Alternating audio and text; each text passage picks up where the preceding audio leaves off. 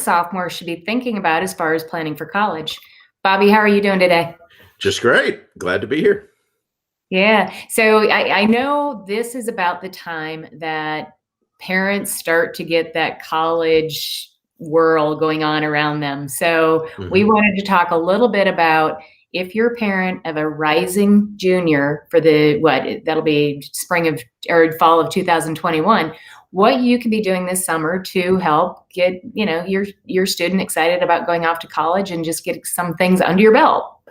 Oh, absolutely. Yeah. Like I think, especially if this is like the first time you've been through the process, suddenly right around sophomore year is where people start saying things and freaking you out because they're like, we've been planning for college for years, and I mean, you can, if you get with a college admissions counselor, right? They'll give you a timeline starting freshman year, but there's not very much to do until probably the moment your junior year starts. A lot of things are going to start happening, right? So yeah, let's talk about some things you could do right now as you're getting ready for the summer, after sophomore year for a rising junior. I will tell you, Bobby, one of the things that we always do with our kids, and actually starting well before sophomore year, but it was Mhm. just exciting and fun for our family, is anytime we were within, let's say, 30 miles of a college campus, we just Yeah. went through. Yeah, you don't need to like make an appointment for a tour or anything. You can just go like drive through, walk around, pop in, spend an hour, like you don't have to be all official about it like you do maybe, like you might the next year, right? Right. Yeah, and I've it's you get a lot just out of going to the campus, going out to lunch or Mhm. dinner on campus, kind of figuring out the vibe. Now let's face it, in the summer it's Mhm. not going to be the same, Oh, right? sure. As you go during the school year, but you get to buy a t-shirt. You get to show your kid, this is what the campus life looks like, or the campus and how big it is and what the buildings look like, and just Mhm. get them. I think it just gets kids really excited about what college will hold for them and what it might look like. Oh, for sure. And the thing is like there's this transition point where a lot like the typical teenager doesn't want to talk about or care about college. They're focused on what's going on at school day to day. Excuse me, day to day. But then as soon as there's like a switch that flips at some point where suddenly they care a whole lot. And a lot of times that happens in the middle of junior year, maybe in January when everybody starts getting their PSAT scores back and people start talking about scores and what that means. Suddenly, then your kid may be super focused on like college is important, all that. And so if you can get them to start caring a little earlier, that's a good benefit. And so yeah, just like as you I'm sure like do some sort of travel this summer, maybe as we transition back into some semblance of normality. Yeah, like you can stop by, go check out a college, and also that shows students that like there's more than just the college that everyone's heard of near you or whatever, the one that half of the students that go to or whatever. There are other colleges too, so go find an interesting one, take a look at it. So that's something you can do for sure. Yeah, and I think it also gives you a little bit of a feel for how far away from school you think you might want to go, if you want Hmm. a large campus, if you want a small campus. So, Right. you can get ahead of some of that decision making. Yeah, the earlier you can start thinking about that, because you really don't know till you've gone and visited. But the other thing is, part of picking colleges, everybody talks about this, how close to home, how far away, like big or small, all that. But the other thing is like, what do you want to do for a living when you get out of college, and what's going to be a good college for that? And do they offer that kind of major, and are they well respected in that area? Right? That's really the important thing. And I think a lot of people just get out of high school, pick a college based on how it feels, and then like think I'll figure out my major once I'm in college, right? Me as well, Bobby. Here's the stat on this, and I can tell you why people do that.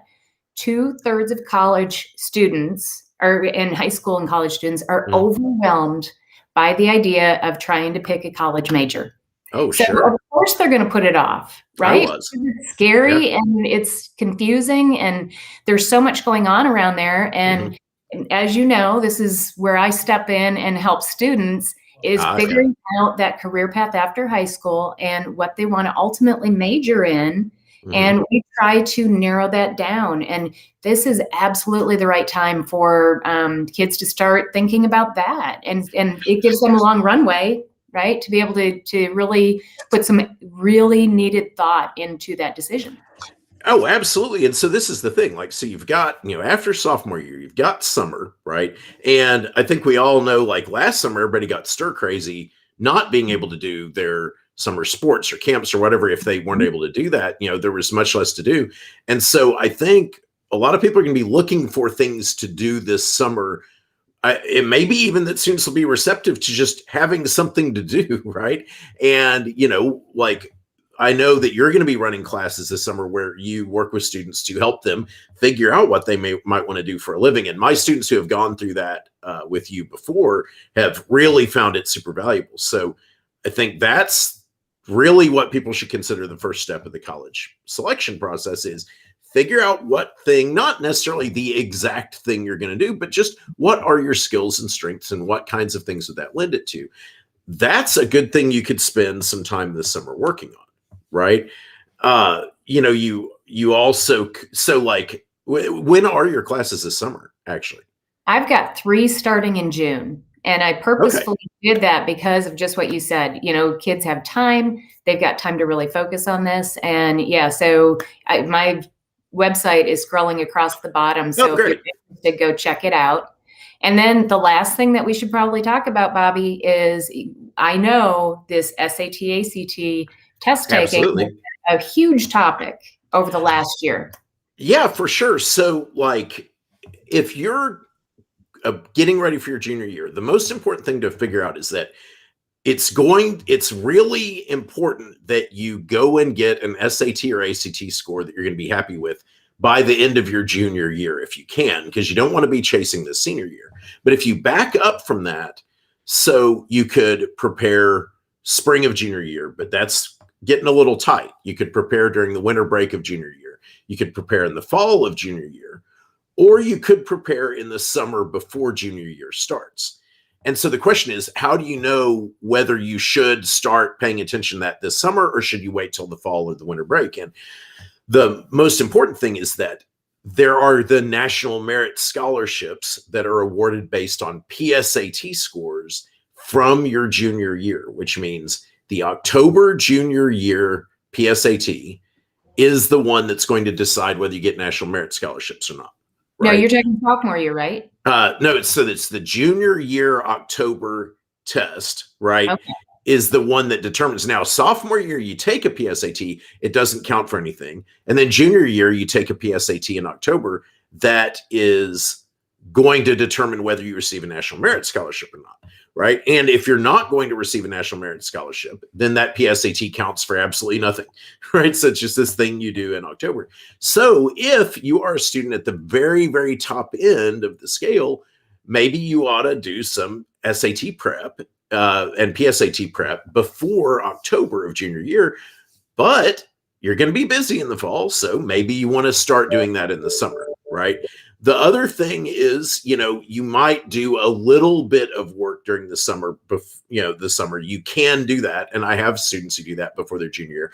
If you feel like your student's one of those who's so busy and so overwhelmed with AP classes and activities and all those things that they're just not going to have the time to devote during junior year, then start sometime during the summer and get prepped up for the SAT and ACT.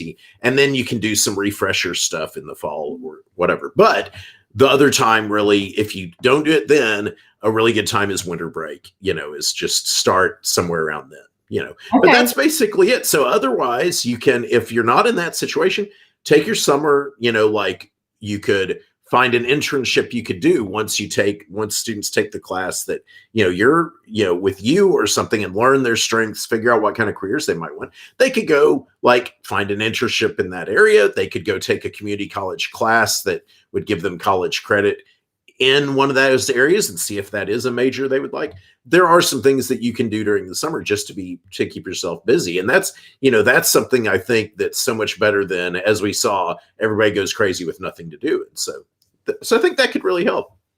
Yeah. So I guess at the end of the day, what we're saying is don't stress too much. Yeah. You can get ahead of some things by going and looking at colleges, by thinking about what you'd like to major in and career path, and those students, and make sure that I have this right, for those students that have taken the PSAT, have done fairly well, feel like they could qualify for the national merit, it might be really good to get ahead of it, right? Absolutely. Yeah. Okay, great. All right, Bobby. Well, great. I'll see you next week, and we'll maybe talk about what the juniors need to do next week, since we've talked about what the sophomores need to do now. We'll make it happen. All right. Have a great week. Bye. Bye-bye.